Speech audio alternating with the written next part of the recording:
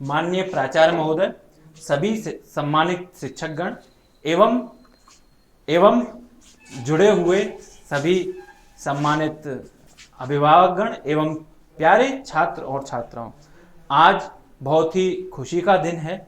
आज हम लोग स्पोर्ट्स डे सेलिब्रेट करने जा रहे हैं और आज राष्ट्रीय खेल दिवस है। सबसे पहले मैं आप सभी लोगों को राष्ट्रीय खेल दिवस की हार्दिक शुभकामनाएं देना चाहूँगा। आज ही के दिन 2012 में भारतीय सरकार ने हर वर्ष 29 अगस्त को राष्ट्रीय खेल दिवस मनाने की घोषणा की थी। अब प्रश्न उठता है कि 29 अगस्त को ही राष्ट्रीय खेल दिवस क्यों मनाया जाता है? क्योंकि इस दिन हमारे देश के महान हॉकी खिलाड़ी मेजर ध्यानचंद जी का जन्मदिन होता है। उनके जन्म दिवस को यादगार बनाने के लिए एवं हमारे देश के नौजवानों को खेलों व स्वास्थ्य के प्रति जागरूक बनाने के लिए हमारी सरकार ने 29 अगस्त के दिन राष्ट्रीय खेल दिवस मनाने की घोषणा की। जिस प्रकार क्रिकेट में सर डॉन ब्रैडमैन का जो स्थान है, फुटबॉल में पेले का जो स्थान है और टेनिस में रॉड लेवर का जो स्थान है, वही स्थान हॉकी में मेजर ध्यानचंद जी का है। भारत में हॉकी प्रेमी तथा हॉकी खिलाड़ी मेजर ध्यानचंद जी को एक भगवान की तरह मानते हैं। जैसा कि कई विद्वानों ने समय समय पर अपना मत व्यक्त किया है कि स्वस्थ, जैसे अरस्तु जी ने कहा है कि स्वस्थ शरीर में ही स्वस्थ मस्तिष्क का वास होता है। स्वामी विवेकानंद जी ने भी कहा है कि हमारे देश के नवयुवकों को श्रीमद् भगवद गीता से पहले एक फुटबॉल की आवश्यकता है, क्योंकि सुदृढ़ शरीर और मांसपेशियों के साथ में वे श्रीमद् भगवद गीता को ज्यादा अच्छे से समझ सकते हैं। 29 अगस्त 2019 के दिन फिट इंडिया प्रोग्राम की लॉन्चिंग के मौके पर हमारे देश के यशस्वी प्रधानमंत्री माननीय मोदी जी ने भी अपने उद्घोषण में कहा था कि हमारे देश के विद्यार्थियों को दिन में कम से कम 2 बार इस तरह की आउटडोर एक्टिविटीज या गेम्स में इन्वॉल्व होना चाहिए कि वो पसीने से तरबतर हो जाएं, क्योंकि ऐसा करने से वो चुस्त दुरुस्त और तंदुरुस्त रहेंगे। इसके अलावा हमारे समाज में हमें कई ऐसे उदाहरण भी मिलते हैं जिनकी खेलों से दुनिया बदल गई। इसमें सबसे बड़ा उदाहरण हम ले सकते हैं ऑस्ट्रेलियन क्रिकेटर शेन वॉर्न का। शेन वॉर्न अपने युवावस्था में ड्रग एडिक्ट हो गए थे, किंतु उन्हें एक अच्छे कोच का साथ मिला और परिणाम सब जानते हैं कि वो एक क्रिकेट के लीजेंड प्लेयर हुए और महान लेग स्पिनर बने। पहले के जमाने में कहा जाता था कि खेलोगे कूदोगे बनोगे गंवार, पढ़ोगे लिखोगे बनोगे नवाब। मगर आजकल सिनेरियो पूरा बदल चुका है और हम लोग खेलों में भी करियर एस्पेक्ट तलाश सकते हैं, बना सकते हैं, जिसके कई उदाहरण हमारे सामने हैं, जो कि न सिर्फ खेलों से ही शोहरत की बुलंदियों को छू रहे हैं, बल्कि उनके पास दौलत की भी कोई कमी नहीं है। उदाहरण के लिए हमारे सामने विराट कोहली, साइना नेहवाल, पीवी सिंधु, हिमा दास जैसे कई नाम हैं। तो अगर हम लोग खेलते कूदते हैं तो वो उससे न सिर्फ हम स्वस्थ और चुस्त दुरुस्त रहते हैं, बल्कि उससे हम भविष्य में अपना करियर भी बना सकते हैं। तो और अगर हम लोग चुस्त दुरुस्त और तंदुरुस्त रहते हैं तो इससे हमारा एकेडमिक्स पे भी अच्छी तरह से फोकस कर सकते हैं। अब हम बात करेंगे मेजर ध्यानचंद से जुड़ी कुछ फैक्ट्स पर कि मेजर ध्यानचंद क्यों इतने महान खिलाड़ी थे। मेजर ध्यानचंद को तेजी से गोल करने और 3 बार भारत को हॉकी में ओलंपिक गोल्ड मेडल दिलाने के लिए जाना जाता है। एक बार नीदरलैंड के खिलाफ मेजर ध्यानचंद जब खेल रहे थे तो वहां पर उनकी स्टिक से बॉल को कोई भी डिफेंडर छीन ही नहीं पा रहा था और स्टिक से बॉल तभी छूटती थी जब वो गोल मारने के लिए उसको हिट करते थे और सीधे गोल स्कोर करते थे। बीच में मैच को रुकवा कर उनकी हॉकी स्टिक को लेकर उसे तोड़ के चेक किया गया कि क्या इसमें कहीं कोई मैग्नेट वगैरह तो नहीं है या कोई क्या ऐसा कारण है कि हमारी इतनी अच्छी टीम पे एक अकेला खिलाड़ी इतना भारी पड़ रहा है। मगर जब उसको तोड़ा गया तो उसमें कोई मैग्नेट नहीं थी, कुछ नहीं थी। स्टिक में जादू नहीं था, जादू था उनके हाथों में, उनकी स्किल थी। कि वो इतना अच्छे से खेलते थे। उसके बाद एक बार उन्होंने गोल किया तो जो गोल पोस्ट था उसके पोल पे बॉल लग के गोल नहीं हुआ। उन्होंने रेफरी से कहा कि ये गोल पोस्ट थोड़ा छोटा है। रेफरी ने जब उसको नपवाया तो वो 5 सेंटीमीटर छोटा निकला। इतना एक्यूरेसी थी उनके गेम में, इतने करेक्ट वो शॉट्स खेलते थे। एक बार महान क्रिकेटर सर डॉन ब्रैडमैन, जो कि उन्हीं के समकालिक थे, वो एक बार उनका मैच देखने के लिए आए और जब उन्होंने उनका मैच देखा, मैच के बाद उनकी प्रतिक्रिया ली, तो उन्होंने प्रतिक्रिया में कहा कि मेजर ध्यानचंद इस तरह से हॉकी में गोल करते हैं जैसे कि क्रिकेट में कोई बैट्समैन रन स्कोर करता है। अब हम मेजर ध्यानचंद जी के जीवन के बारे में कुछ बात करते हैं। मेजर ध्यानचंद जी का जन्म इलाहाबाद, उस समय के यूनाइटेड प्रोविंस, जो कि आजकल प्रयागराज उत्तर प्रदेश में स्थित है, में 29 अगस्त 1905 को हुआ था। इनके पिता Shri Sameshwar Singh ji British Indian army में सूबेदार थे और वो भी हॉकी खेला करते थे। इनकी माताजी श्रीमती श्रद्धा सिंह थी। इनके 2 भाई थे, मूल सिंह और रूप सिंह। रूप सिंह भी बहुत अच्छे हॉकी के खिलाड़ी थे।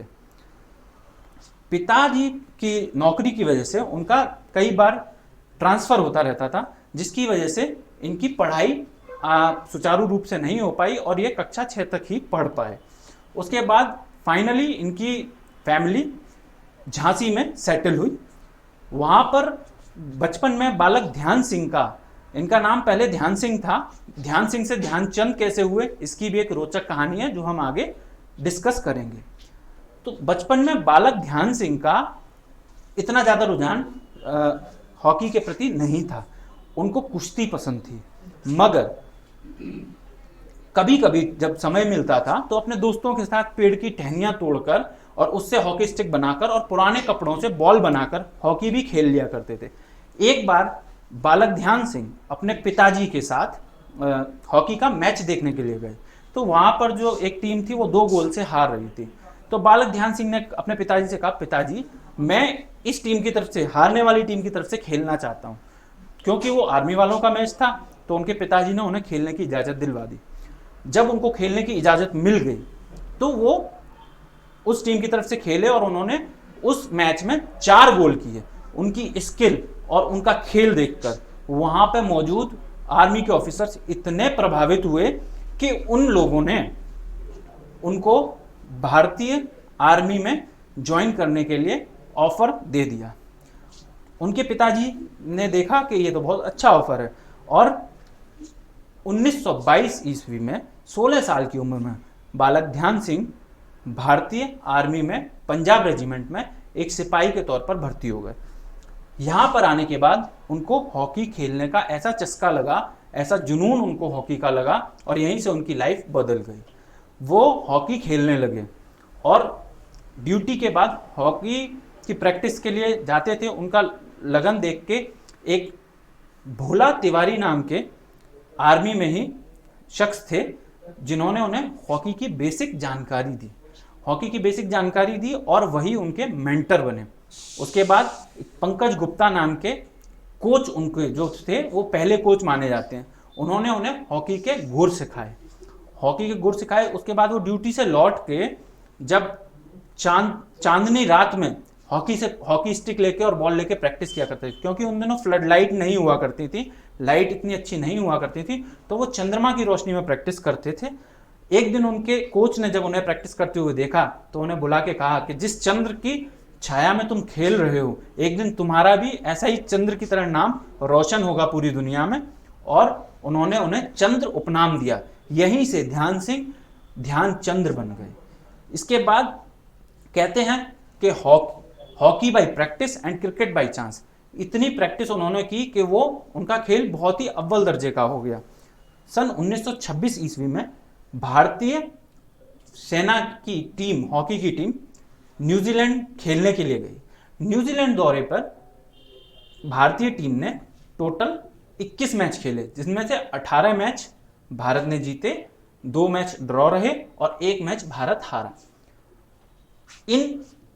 इन मैचों में भारतीय टीम ने कुल मिलाकर 192 गोल किए थे, जिनमें से 100 अकेले मेजर ध्यानचंद के थे। उनका ऐसा अभूतपूर्व खेल देखकर न्यूजीलैंड की मीडिया ने उनको द विजार्ड और द मैजिशियन ऑफ हॉकी की उपाधि दी। उसके बाद जब ध्यानचंद भारत लौटे तो वो रातों रात सेलिब्रिटी बन चुके थे और उनका बहुत ही भव्य स्वागत किया गया। सन 1928 में एम्स्टर्डम में जो ओलंपिक गेम्स हुए वहां पर भारत की हॉकी टीम ने पहली बार प्रतिभाग किया। वहां पर मेजर ध्यानचंद के खेल की बदौलत भारतीय हॉकी टीम ने अभूतपूर्व प्रदर्शन किया और फाइनल मैच में नीदरलैंड की टीम को बहुत ही एक तरफा मुकाबले में हरा दिया और पहला ओलंपिक स्वर्ण पदक भारतीय टीम को मिला। इसके बाद मेजर ध्यानचंद की प्रसिद्धि और भी ज्यादा बढ़ गई। इसके बाद 1932 लॉस एंजलिस के ओलंपिक में भारतीय टीम खेलने गई और वहां पर उनका शानदार प्रदर्शन जारी रहा और वहां पर उन्होंने अमेरिका की टीम को फाइनल मैच में रिकॉर्ड 24-1 से हराया और ये रिकॉर्ड दशकों तक कायम रहा और 2003 में आके ये रिकॉर्ड टूट पाया। वो 24 में से 8 गोल अकेले मेजर ध्यानचंद ने किए थे। मतलब अमेरिका की टीम सिर्फ 1 गोल कर पाई थी और मेजर ध्यानचंद ने 8 गोल किए थे। मतलब कि वो उनकी पूरी टीम पे अकेले भारी थे। इसके बाद सन 1936 के ओलंपिक में बर्लिन में भी भारतीय टीम की शानदार प्रदर्शन जारी रहा और उन्होंने अपने शुरुआती तीनों मैच में हंगरी, अमेरिका और जापान को एक भी गोल अपने ऊपर नहीं करने दिया और जीतकर वो जब फाइनल में जर्मनी की टीम के सामने पहुंचे तो जर्मनी में उस समय तानाशाह हिटलर का शासन था। तो हिटलर को भी खेल पसंद थे और वो अपनी टीम को सपोर्ट करने के लिए, जर्मन टीम को सपोर्ट करने के लिए स्टेडियम में मौजूद था। जब उसने देखा कि भारतीय टीम बहुत अच्छा खेल रही है और पहले हाफ में 1-0 की बढ़त बनाकर चल रही है, तो उसने दूसरे हाफ शुरू होने से पहले ग्राउंड को गीला करवा दिया ताकि सस्ते जूते पहने हुए भारतीय टीम उस पर दौड़ ना पाए और फिसले। ये देखकर मेजर ध्यानचंद ने अपने जूते उतार दिए और नंगे पैर ही मैच खेला। सेकंड हाफ पूरा नंगे पैर खेला और 8-1 से वो मुकाबला जीतकर फिर से भारत को एक और तीसरा स्वर्ण पदक ओलंपिक का दिलाया। उनका खेल देखकर कि इतना प्रभावित हुआ वो तानाशाह कि उसने उनको अपने ऑफिस में मिलने के लिए बुलाया। अगले दिन जब वहां पर मेजर ध्यानचंद पहुंचे तो हिटलर ने उनसे पूछा कि क्या तुम जर्मनी की टीम की तरफ से खेलोगे, इसके बदले में मैं तुम्हें जर्मन आर्मी में बहुत ऊंची ऑफिसर की पोस्ट दूंगा। इस बात को सुनकर मेजर ध्यानचंद ने हंसकर बड़ी ही विनम्रता पूर्वक उनको जवाब दिया कि मेरा देश भारत है और मैं अपने देश को बहुत प्यार करता हूं, मैं सिर्फ और सिर्फ भारत के लिए ही खेलूंगा। और उनका ये ऑफर वहां पर ठुकरा कर वो चले आए। ध्यानचंद ने अपने इंटरनेशनल हॉकी करियर में लगभग 400 गोल किए, जो कि बहुत बड़ी बात थी। ध्यानचंद जी ने अंतरराष्ट्रीय हॉकी से 1948 में रिटायरमेंट ले लिया। इसके बाद वे भारतीय आर्मी टीम के लिए खेलते रहे और 1956 तक इन्होंने हॉकी स्टिक थामी रखी।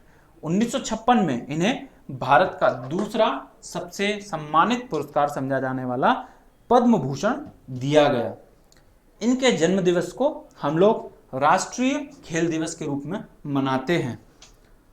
ध्यानचंद की याद में डाक टिकट भी शुरू की गई। दिल्ली में मेजर ध्यानचंद के नाम पर एक नेशनल स्टेडियम का भी निर्माण कराया गया। अपनी 34 वर्षों की सेवा के उपरांत मेजर ध्यानचंद भारतीय सेना से 29 अगस्त 1956 को सेवानिवृत्त हुए। सेवानिवृत्त होने के बाद माउंट आबू में मेजर ध्यानचंद ने कोचिंग भी दी। एक क्लब था उसमें कोचिंग भी दी। उसके बाद कई वर्षों तक वे national institute of sports Patiala में चीफ कोच के पद पर भी रहे।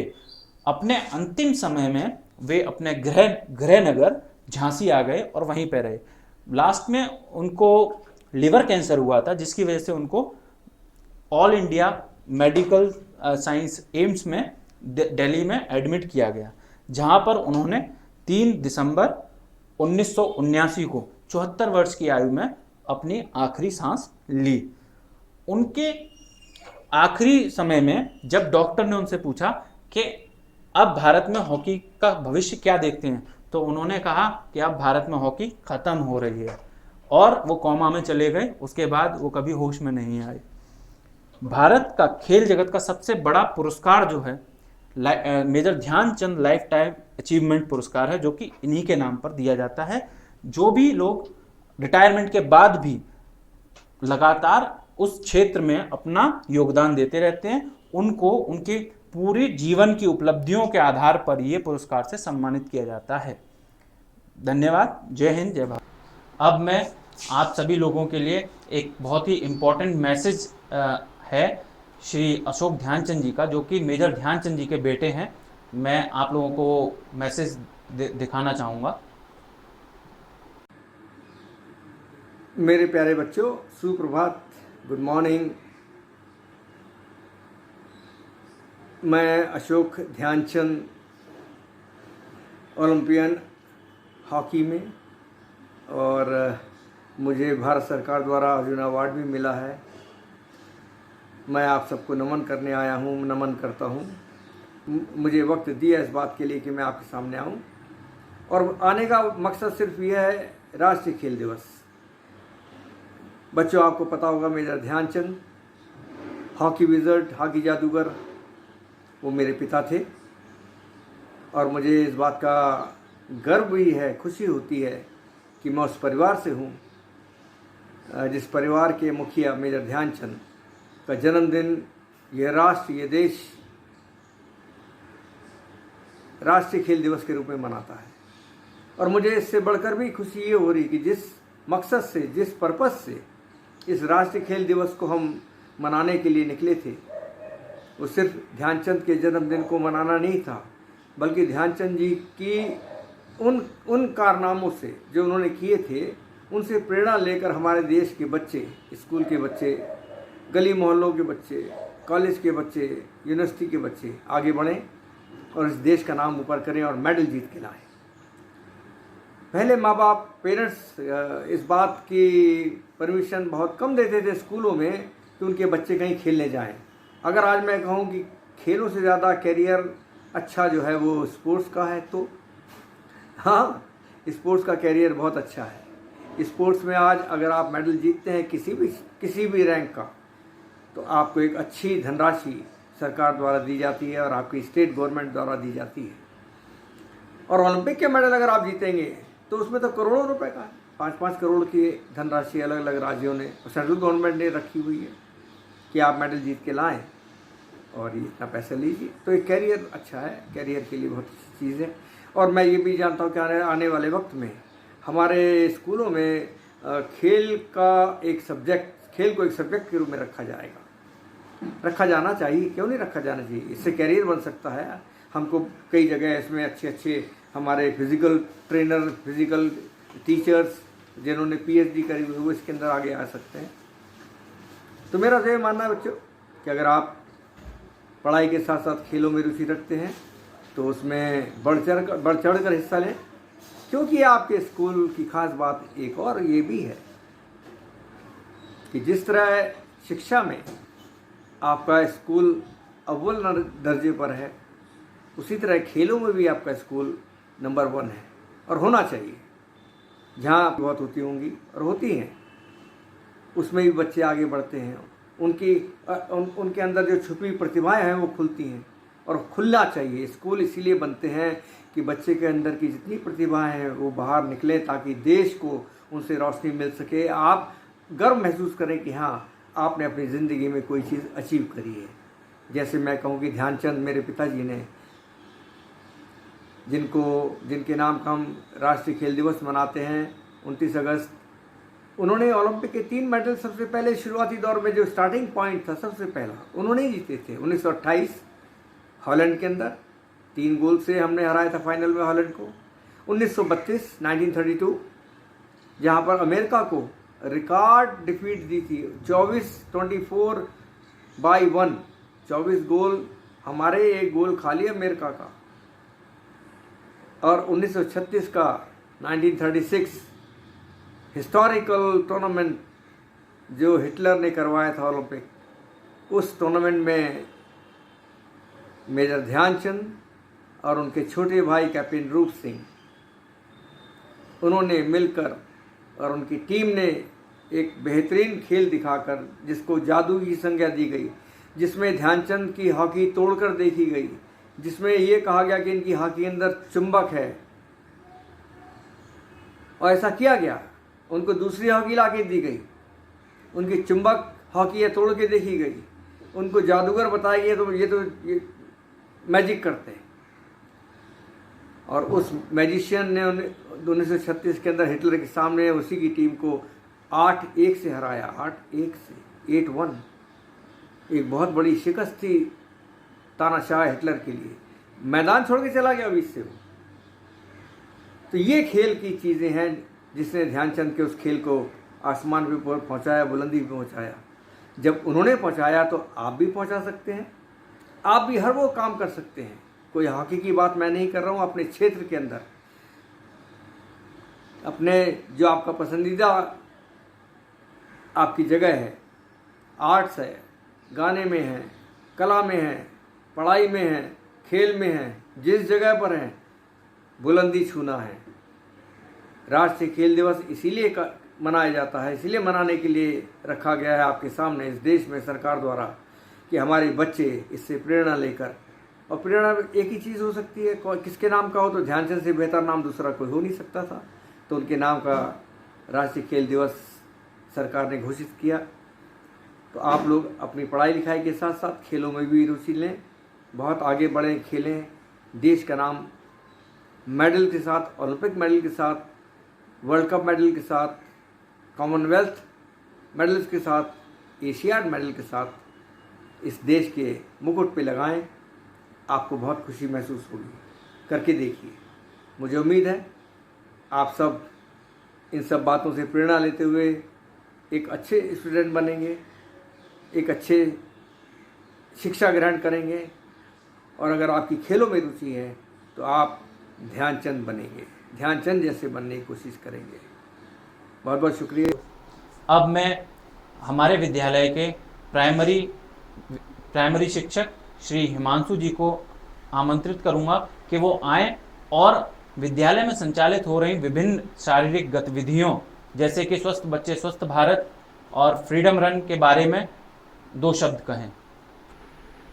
परम आदरणीय प्राचार्य महोदय, सम्मानित शिक्षकगण, हमसे लाइव जुड़े हुए प्यारे विद्यार्थियों व उनके अभिभावकगण, आप सभी को सुप्रभात।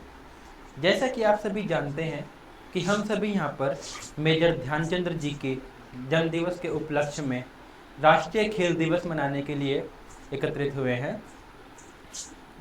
यह खेल दिवस सिर्फ एक दिन के लिए 29 अगस्त को हम खेलें, एक दिन खेलें या एक दिन व्यायाम करें, इसी के लिए ही नहीं, अपितु पूरे वर्ष भर हर रोज हमें यह जागरूक करने के लिए है कि हम हर रोज व्यायाम करें, हर रोज खेलें व अपनी फिटनेस पर ध्यान दें।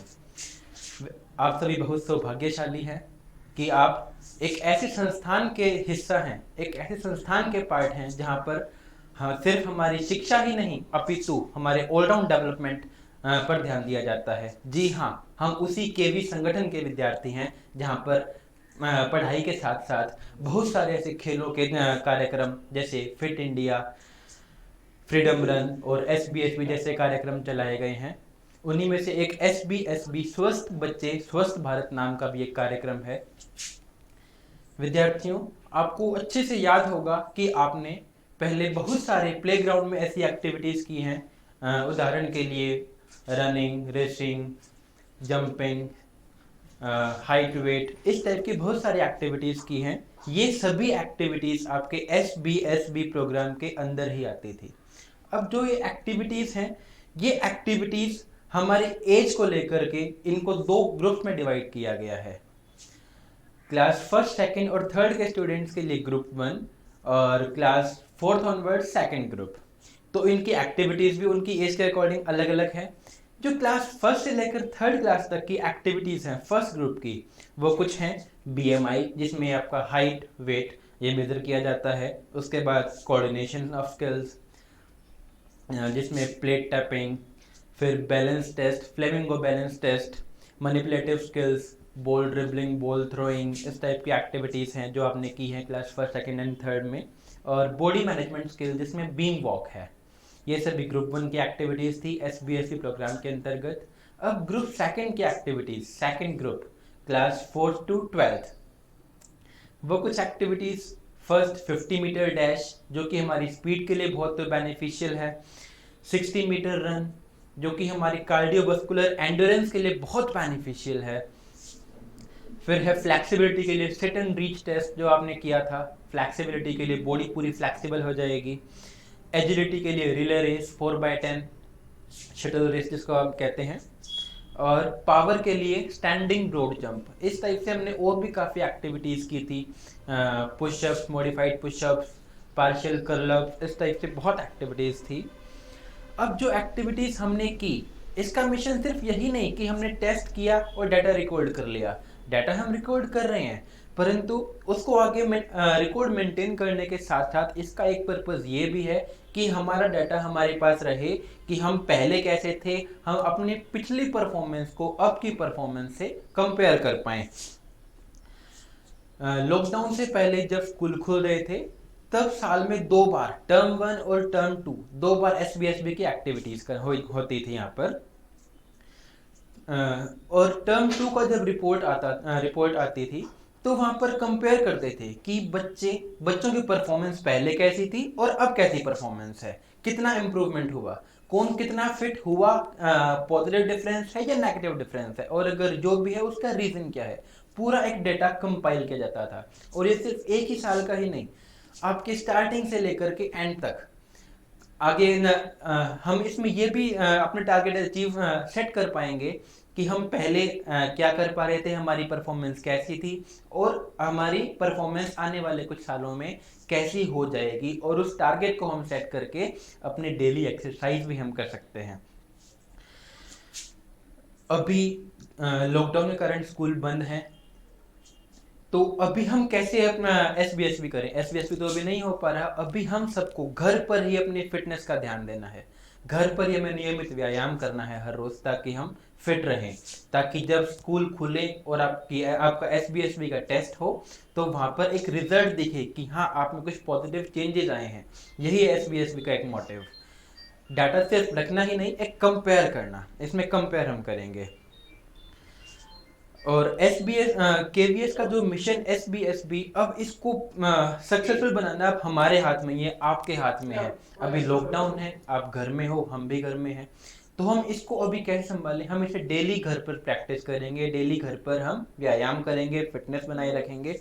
और अंत में मैं यही कहना चाहूँगा कि स्वास्थ्य ही जीवन की सबसे बड़ी पूंजी है, स्वास्थ्य ही जीवन का सबसे बड़ा रत्न है, सबसे बड़ा रत्न है।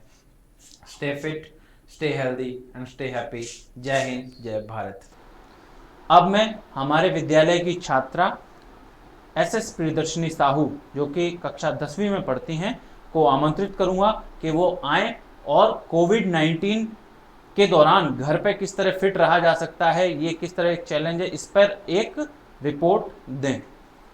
Miss SS Priyadarshini Sahu of class 10 KV Kutra, and today the topic of our essay is COVID-19 Fitness at Home Feedback. As we know that this COVID-19 pandemic is affecting everyone all over the world. Everyone is locked in their home as we are following the lockdown. And also the school, institutions, colleges, offices are closed. And we have the alternatives for them, like online classes and work from home and everything.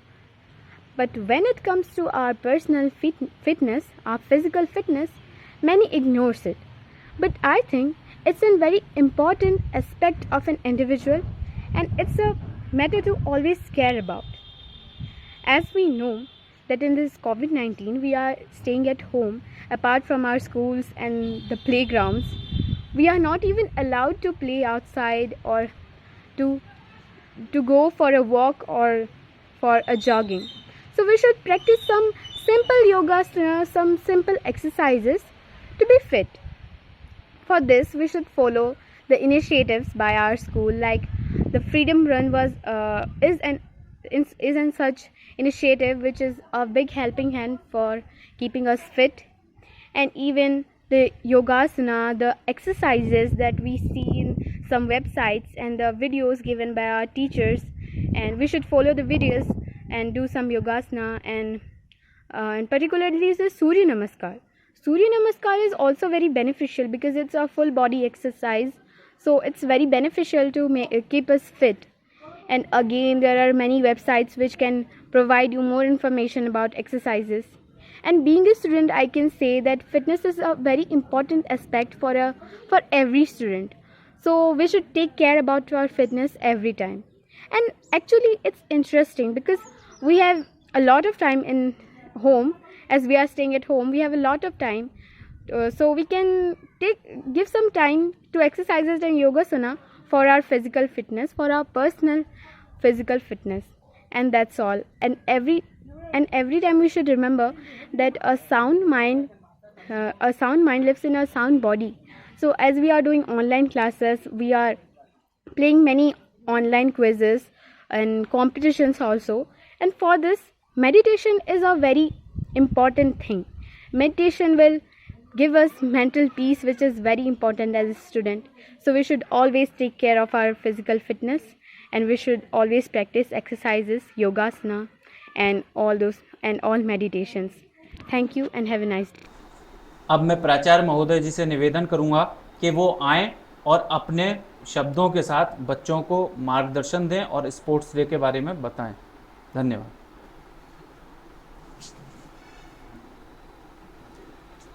A very good morning to one and all. Dear friends, on this special occasion of this National Sports Day, it gives me immense pleasure to convey the greetings and best wishes and celebration of this day to motivate every individual to maintain the health and to ensure the future is safe and strong. The definition of health that we generally give doesn't mean that simply not having the disease in the body. It is the physical, mental, and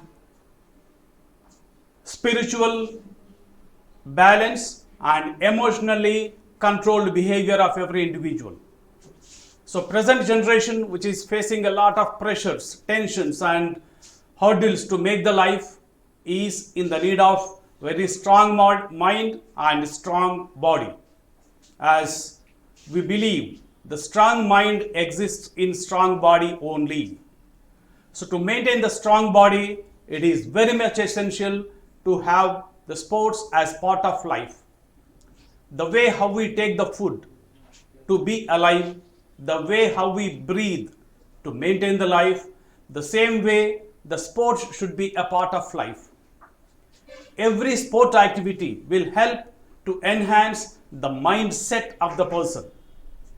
Every sports person who are involved with dealing with other people, playing with other people, will develop the life skills which are very much essential in today's life. If the life skills are not perfectly managed or ability to cope up with the present conditions, it is very difficult for the individual to survive and lead a comfortable life. So it is very much essential for every individual to develop the life skills, to cope up with the practical problems and enhance the ability to think and analyze the practical situations. Because the life is not a recorded one or not a pre-planned one. The problems that you are going to face in your life will be always different and new. And the thought process of the opponent whom we are going to face in the life will not be according to your calculations. So you must cope up your mind and train your thought process to analyze and understand the mindset of the other person with whom you are going to face and cope up your mindset, your thought process, and overcome the hurdles. So the sports will help the mind reading, analyze the thought process of the opponent, and take the decisions accordingly. If you are able to analyze the thought process of the opponent, you can plan accordingly. If you don't have that idea what the opponent is thinking of yourself, you will not be able to plan, and it is very difficult to go ahead. The same with the problems that you are going to face in the life. So to enhance your thought process, to have a better thinking, we need sharp brain. And sharp brain will be possible with very active working body. If the body is not strong enough, the mind will not be able to think sharply. So to keep the body sharp, active, healthy, we need regular sports and active working environment. So that's why in every school we develop the sports activity as a part of our regular academics. So yourself, you be a part of your regular academics, take part in every sports activity, and we generally believe the natural law of selection by Darwin. There is one beautiful statement from him: survival of the fittest. Every living organism will be having different qualities and different abilities, but not simply fit, it is fittest. That is, the best quality will be selected. Simply having some better qualities and some good attitudes will not be able to help you to be a successful person. You should have the best qualities, the best abilities, the best thinking process. So all this will be possible when you keep yourself into a right track. And the physical and health education, we don't say it as simply having some mass PTs and some exercises every day. It is physical and health education. Health includes mental, spiritual, and emotional balance. Disturbances will be there, but you should have the ability to analyze the disturbances and to cope up with that. For that, we need physical health, reasoning and thinking brain. So for all these requirements, we need very strong body, active mindset and active body, which is regularly trained with the sports. Whatever may be the sport that suits you according to your thinking process should be a part of your life. The way how we take the food, the sport should be a part of your life. That will definitely help you to have a systematic life. And you can see any sports person who are at the top level of their life are basically think and believe in systematic planning and systematic achievements. If the planning of time, planning of activities is in a systematic way, the target will be easy. Because always when you are thinking of sports, you will be thinking of achieving the goal. When you have a goal and target in front of you, everything will be automatically planned. The time and the most important, the planning. The planning includes the available resources, your plus qualities and your negative qualities. All these will be balancedly assessed by yourself, and you can understand what are the requirements for achieving the goal. For this, minimum planning is required. So if you develop the habit of taking part in the sports, your ability to plan will be in a systematic way. Planning will not be possible overnight. It is a continuous process. So for having a better ability to plan and most importantly, implement the plan, you should be a better sports person. If you have the skills of sports, taking part in the field and interacting with the opponents, definitely you will have better way of thinking. better ability to analyze the mindset of the opponent, better idea of assessing the resources available with the opponent and available with you, and plan to improve your resources, plan to cope up with the requirements and achieve the target.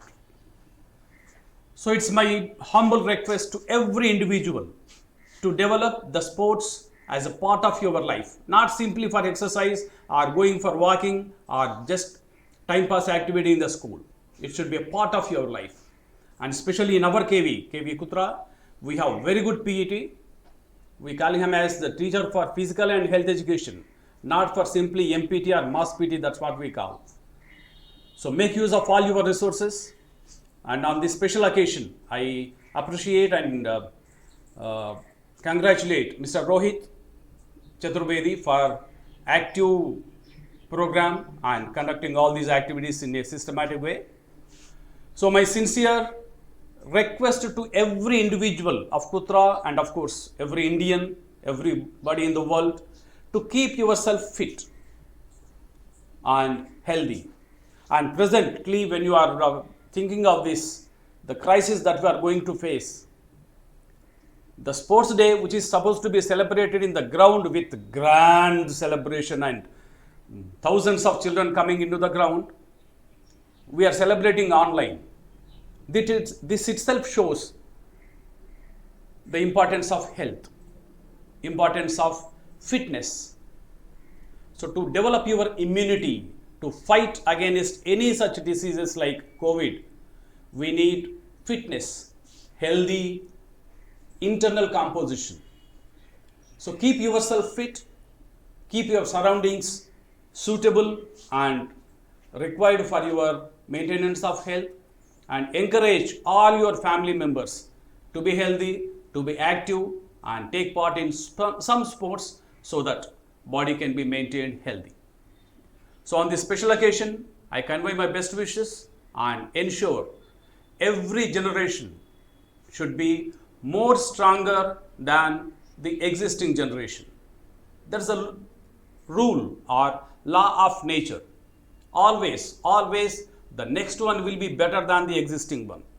Then only the life perpetuates in a better way. Then only the life continues in a positive way. So it is request to you all, you at least yourself ensure that you are stronger than your parents. So I request all the parents on this occasion, please provide the basic requirements for every child to have a better health, strong body and strong mindset so that better future can be ensured. So please celebrate the sports day in very good sports spirit, in a positive mindset, positive attitude, and I strongly believe that we are going to have very stronger future. Whatever the strength we have today, it is sufficient, but tomorrow's strength should be more than today's strength. So I believe all my children, all my students will be more stronger and ensure a better India, very stronger India to cope up with any difficulties in any means. So all the best, take care of your health and all the situations. God bless. Vande Mataram. Thank you. आज के कार्यक्रम में जो हम लोगों ने प्रस्तुतियां की हैं, जो भी बच्चों को मैसेज दिए हैं, तो उन सब के लिए मैं सबसे पहले विशेष धन्यवाद देना चाहूँगा श्रीमान अशोक ध्यानचंद जी का, जिन्होंने बच्चों को इतने अच्छे से मोटिवेट किया, इतना अच्छा मैसेज दिया। उसके बाद मैं धन्यवाद देना चाहूँगा हमारे विद्यालय के प्राचार्य महोदय का, जिनके सहयोग के बिना ये सब कुछ भी संभव नहीं था, और उन्हीं के सहयोग से हम सारी गतिविधियां विद्यालय में करते हैं। और उसके बाद मैं धन्यवाद देना चाहूँगा एसएस प्रियदर्शनी साहू, जिसने इतना अच्छा मैसेज डिलीवर किया है। और लास्ट में मैं धन्यवाद देना चाहूँगा हमारे प्राइमरी शिक्षक हिमांशु जी को, जिन्होंने एसबीएसबी के बारे में इतना अच्छे से विश्लेषण दिया और आप सभी लोगों का भी बहुत बहुत धन्यवाद और आभार है जो आप लोगों ने जुड़ के इस कार्यक्रम को सफल बनाया। धन्यवाद।